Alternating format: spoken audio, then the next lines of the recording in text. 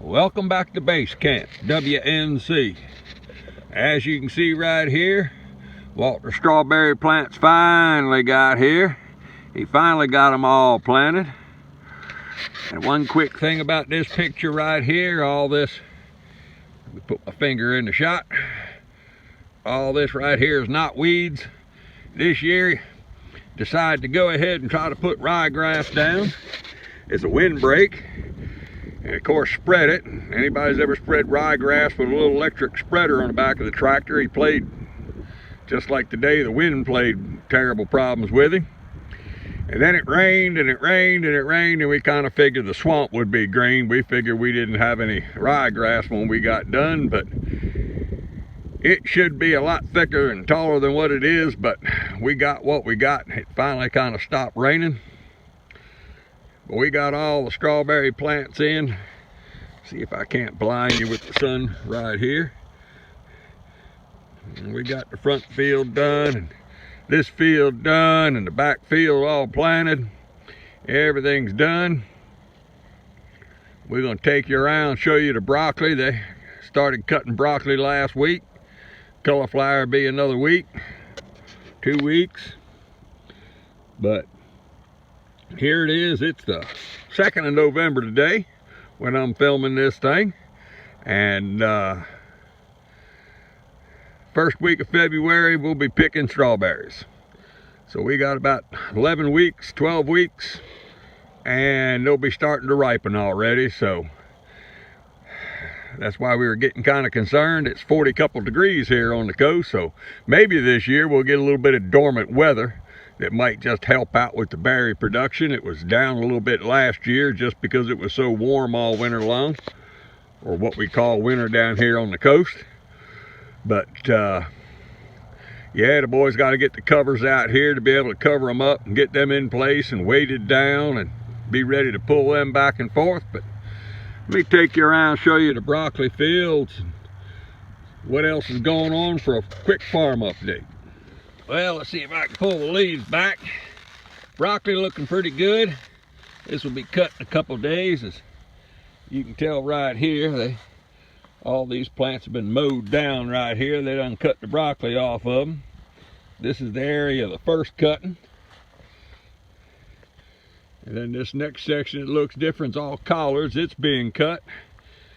One of the last plantings is down there. Let's see if I can blind you with this sun right here. All the way up this way is all being cut and harvested. This is different, 2 different kind of broccolis and a bunch of cauliflower. But it's starting to harvest. It'll take another 2-3 weeks to get all of them done. But they looking pretty good. This cool weather will really help them. So then here on the other side is the new blueberry field. Everything's been tore out of that thing. And actually Walter right now is gone today to pick up 5,000 or something like that brand new blueberry plants to put in there. I think he's got like 3 different varieties coming. The older ones here had some die out, had some irrigation problems trying to keep them wet right, either too wet or too dry. We couldn't get it right, and he's finally come up with a hose and a sprinkler head instead of a drip tape type irrigation. And then gonna put bed covers on all these made out of woven fabric, kind of like silk fence. We're gonna try that to keep down from having weeds and having to spray and do that kind of stuff. So we're going to try to do all that. But he's getting a bunch of blueberry plants today. Let me take you over and show you a disaster that happened with the planting of the greens.